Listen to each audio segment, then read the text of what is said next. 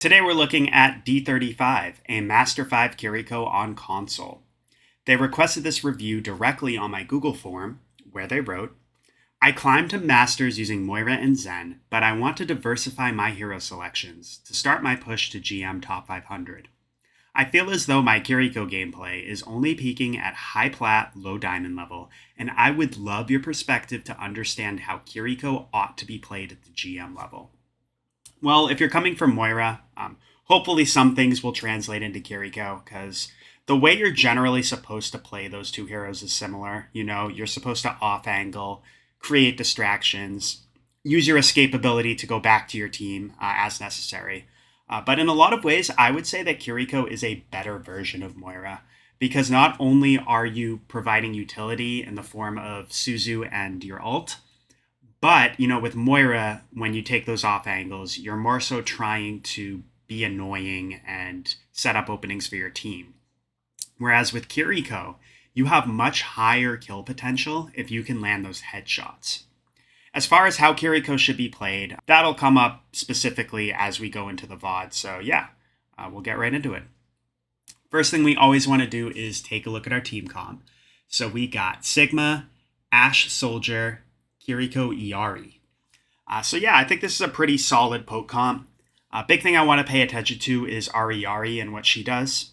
You know, she's still relatively new to comp. We're kind of still figuring out in some ways where she fits in. But I would say, given the fact that she does good distance damage and close range healing with the pylon and her beam, I would say these type of poke comps where she can play with the core of the team is really where she's going to shine. So, hopefully, you know, if she's playing behind the tank, that can give us as Kiriko a lot more freedom to off-angle and go for sneaky kills. Another thing you could do is say, like, one of your DPS is controlling a different angle than your tank. You could play with them, you know, keep them up, focus the same targets. That can also be really good. So, yeah, let's see how this goes. So right off the bat, I see you are playing very passive. What I want you doing early in a fight is going for damage before, like, see, your team is all full HP. Like, we're not really accomplishing anything by healing them. Like, we're not doing any healing at all. And even if they take a tiny bit of damage, yeah, it's not really going to do much. So just going for early damage on these guys is much better, you know. You could play with the team and poke behind the Sigma shield. You could maybe control this area to scout this side. You could alert your team if they're coming from this way. Another thing you could do is, you know, maybe play up here. You know, you can try to get some sneaky headshots on people as they come through the archway. But if you're gonna, you know, off angle like this, always make sure you're in range of your team to swift step to them. Reaper's coming. Yeah, not bad. We might have been able to rotate the other way, but that's not what I wanted to talk about. So Reaper comes in. We land a couple body shots. So what I really want you thinking about with Kiriko is trying to go for those headshots. Now, I'm not an aim coach, and I would honestly say that aim is probably one of the weaker aspects of my personal game. But the general thing you want to do with Kiriko is try to line up your crosshair to people's head level, and that will just make it much easier. You know, if it's in a duel, it's harder to do. But here, where the Reaper is teleporting, we have time to just line up our crosshair to his head. So we could just get one or two early headshots on him, and maybe that will make him panic, wraith away, something like that. And yeah, worst case, we can swift step back to our team if we feel threatened. Help your Ashe. The Suzu might have been unnecessary, but okay. You can maybe wall climb up to that high ground.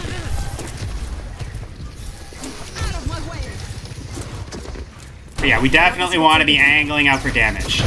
There we go.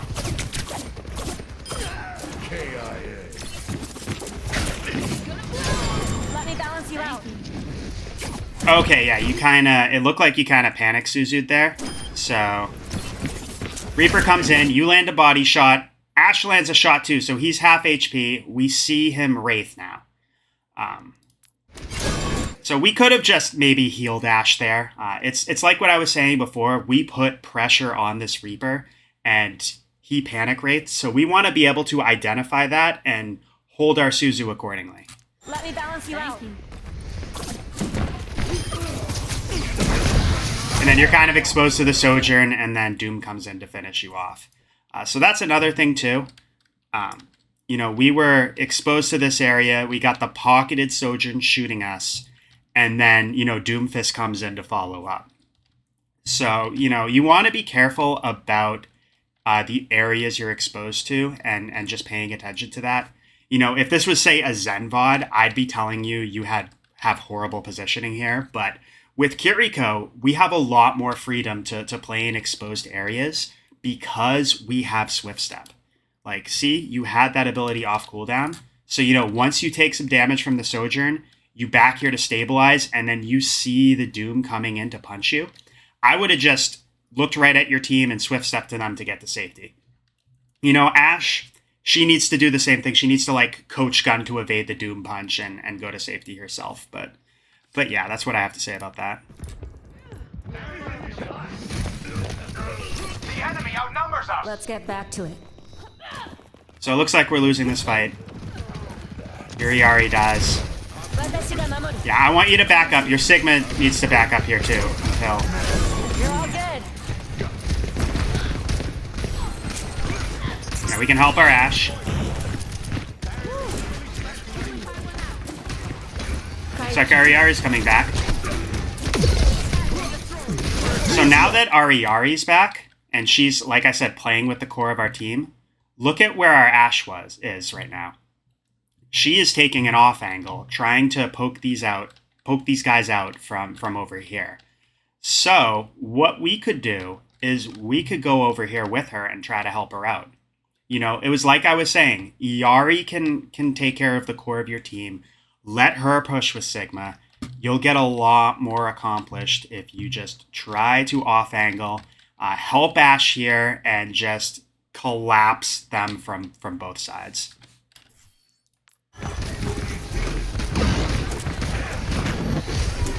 Like right here, we're not getting any damage out. Now we are on the Doom, but we kind of just waited for him to push up, and they capped first point. I've got you. The Kitsune is ready. And another thing too, Ashe died. If we had been there with her, we might have been able to keep her alive enough to escape. Maybe. The barrier appears. But we do have Kitsune Rush. Hear my bell. Not necessarily bad to Suzu, but you definitely want to turn around and look at that Reaper at the very least.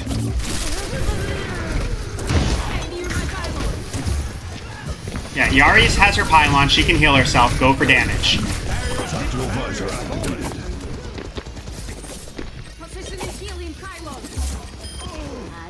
Nice. So I like how you didn't waste your Kitsune. We basically just used Soldier Visor and won that fight. So now, between fights, what I would like to see you do is try to set up, like, right on high ground with your Ashe. That would be ideal, where you can just poke someone out as they come in.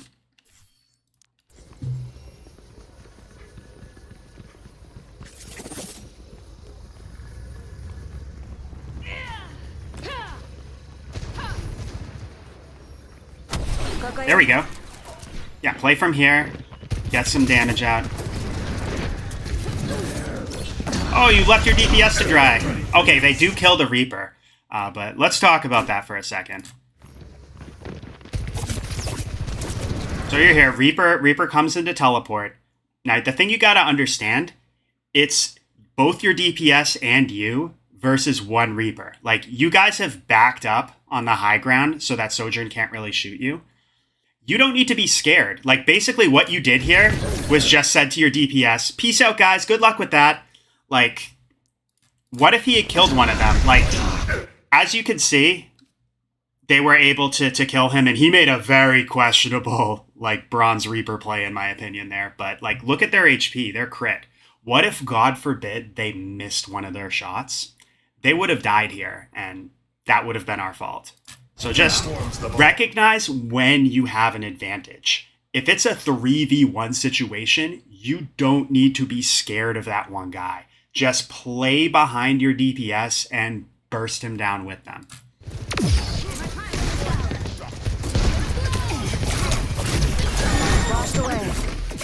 And be careful about Suzuing early. Like, your team hadn't taken a lot of damage there.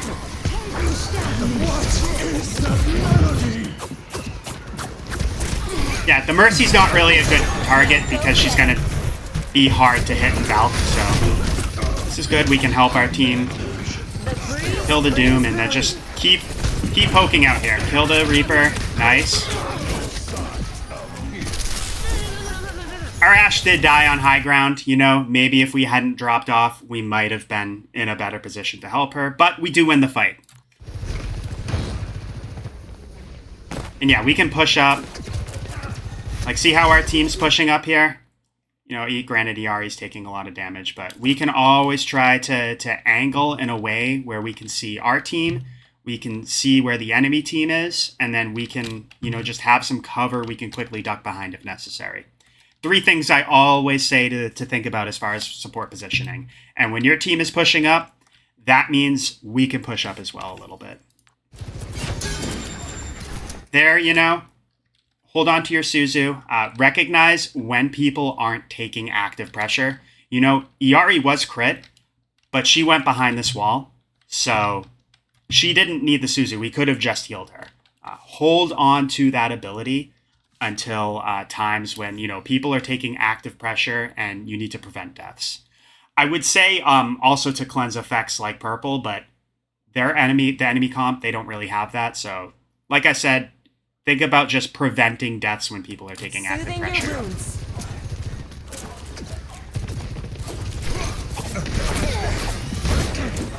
If you can go for the Doom.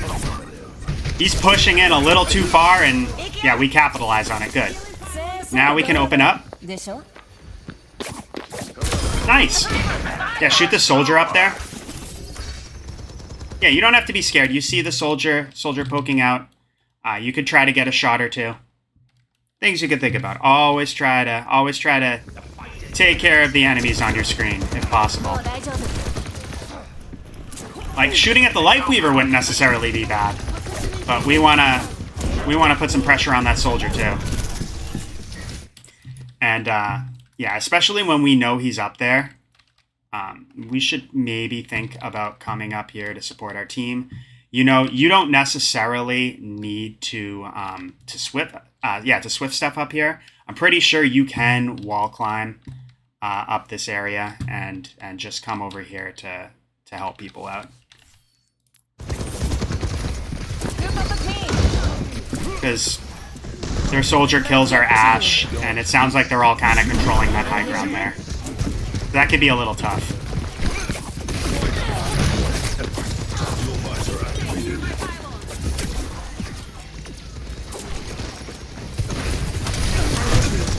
Yeah, be really careful about swift stepping into teammates like that, taking fights.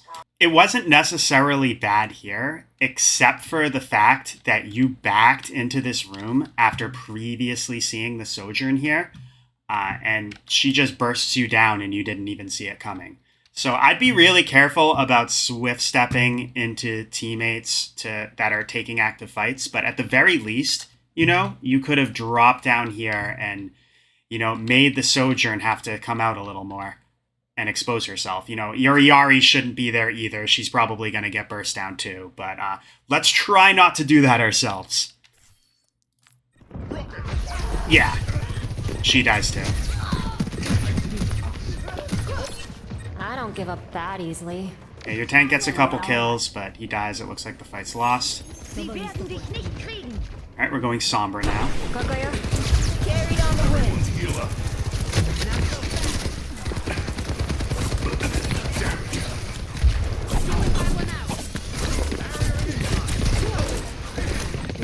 Yeah, just keep going for damage. Pay attention to your team. Heal them as need be. Otherwise, just damage.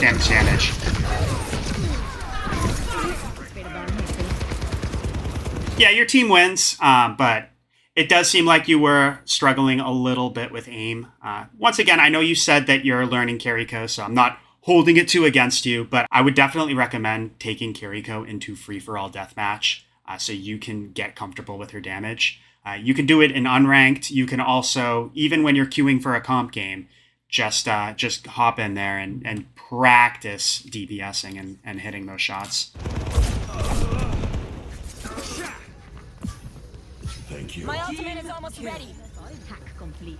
60 seconds remaining.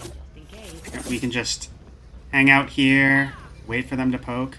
I really like how it seems like you're looking back and forth at both these areas. That is really good because you want to know where the enemies are coming from.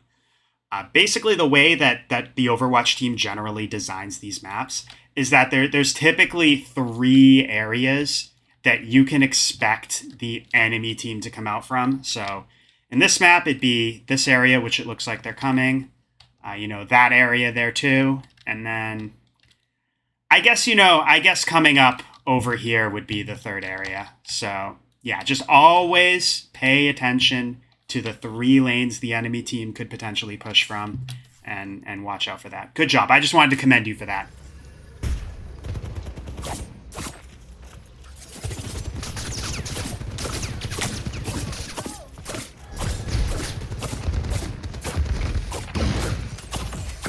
This is good. I like this nice tight angle to just spam the lane. Let me balance you out. Okay, soldier's over there. We want to maybe shoot him. Nice! Good damage. That's what you got to do. You got to just try to line up the shot, hold your cursor still, and just kind of spam the area. Good job. Well done. You can go in there to help your team. You could even swift step since it's just the one monkey. 10 Yeah, seconds. you guys win this fight. I would wall climb to high ground, set up for next fight. Let the Kitsune guide you. Hey, it's not bad.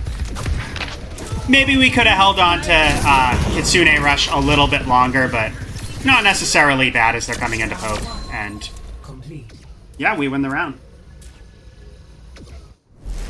Score. So yeah, very well done. I would say big things are just paying attention to where you're exposed from, being a little bit careful to using Suzu to go into teammates, and making sure that if you're getting pressured from multiple angles, you have a teammate that you can swift step away. But yeah, let's see how this attack goes. Just another day in the office. All right, same thing. Early in a fight, go for damage. Open up here. I want to see you shooting that Sojourn on high ground. Nice.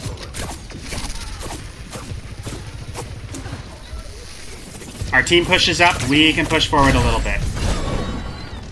So right there, when you have cover you're ducking behind, you can just stabilize your health that way. You don't need to expend your Suzu. Once again, that is a really important cooldown. We want to try to recognize when we need to use it and hold on to it when we don't.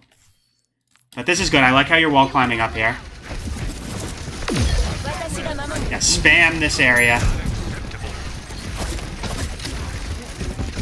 Yeah, see, our team's full HP. We can go for more damage. Once again, I'm going to direct you to my how to maximize your damage and healing as Kiriko video. I'll put that in the video description. But even when your team is taking pressure and you need to heal, you can always afford to get 1 to 2 kunais in between emptying your healing of food meter. I go into a little bit more depth in the video, but I just wanted to point that out here. Once again, check that out in the description.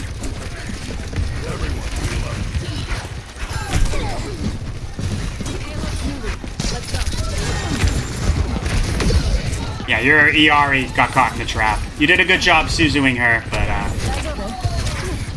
you kind of backed out, it looks like, and then you swift step back in. Just be careful about swift stepping into active fights, like we said, just because it leaves you vulnerable.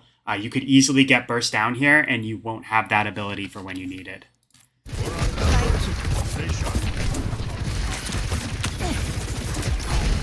I think you might have backed off a little bit too much there earlier, but It's okay. We want to try to get out. Yeah, your soldier needed to get out. You should do the same. Same thing with the Suzu. We had the cover. We didn't need it.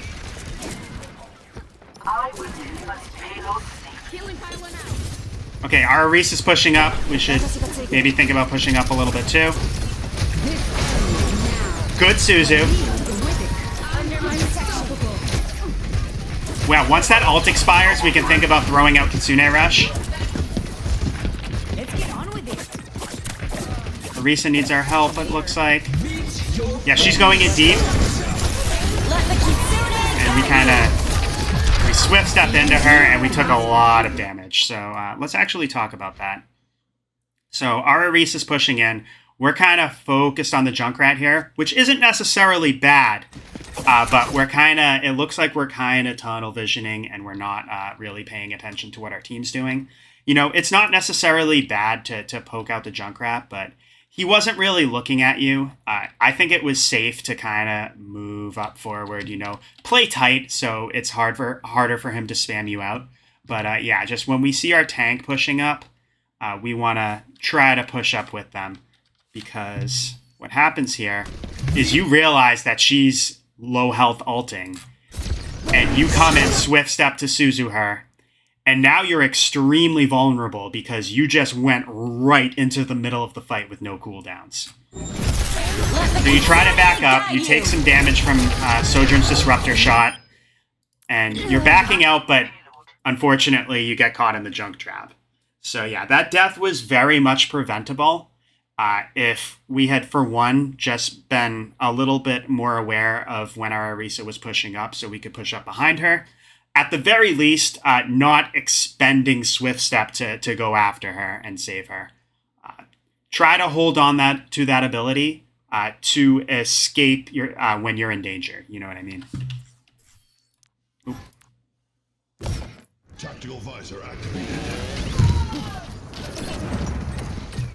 just needed a dash of mischief. But your team still pops off. Yeah, go with your Arisa. Oh, nice! You did the spawn reset.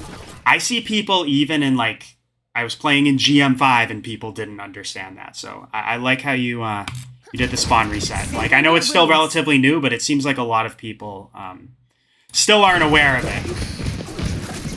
That you can press the interact button up to, I think it's 8 seconds after your spawn their spawn changes to go there.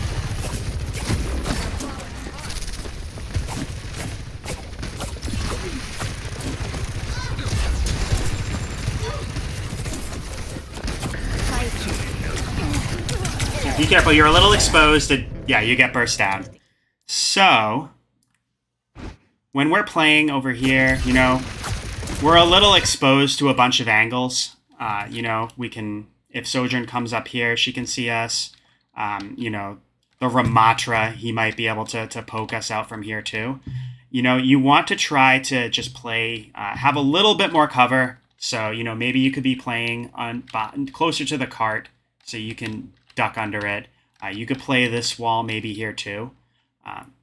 You just want to try to minimize where you're exposed from.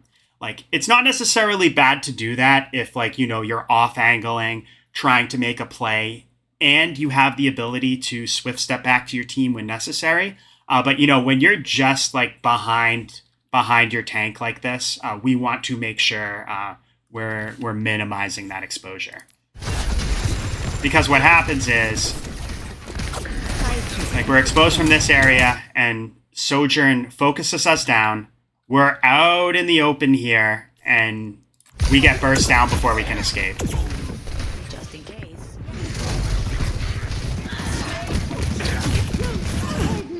I don't give up that easily. Once again, be careful about swift stepping into teammates taking damage.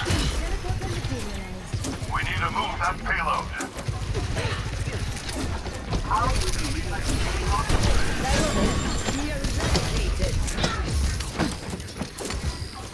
Heal up your sim. Yeah, same thing. Be careful, but you guys kill Diana. Like there, if you know it's just the Ana, it's not necessarily bad. But just be careful about swift stepping into areas like that if you don't know what's going on. Tactical visor.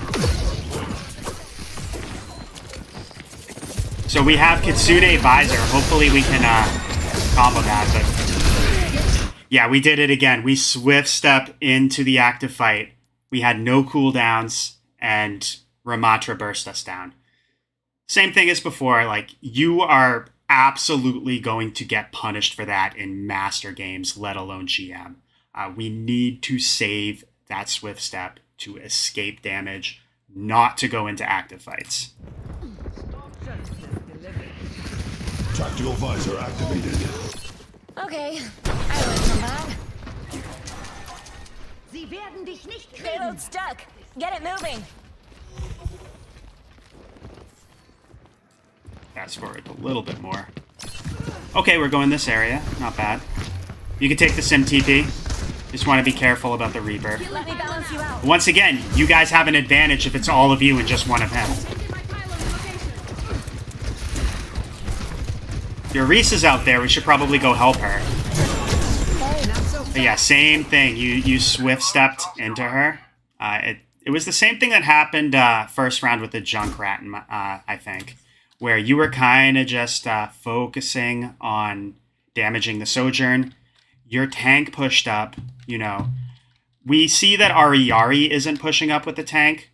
We should be paying attention to that and walking out here with Orisa. Because what happens is you notice she's low. Just like on first round, you notice she's low and you come into Suzu. Just be really careful about doing that. Soothing your wounds. You don't get punished here, but as we've seen multiple times during this game, you've gotten punished for doing exactly that. Yeah, it looks like we're going to win this. We can just throw out our Kitsune Rush as soon as they push in again. Guide you. Yeah, Mercy's so hard to hit his Kiriko. But Payload delivered already. yeah, that's the game. Good job, nice win. Big things I want you thinking about are, for one, with your aim, try to line up your crosshair to people's head level, just so you can more consistently land those headshots. Take Kiriko into free-for-all deathmatch to work on taking duels and DPSing. That can be really good. Make sure you are holding on to your swift step and saving it as a means to escape.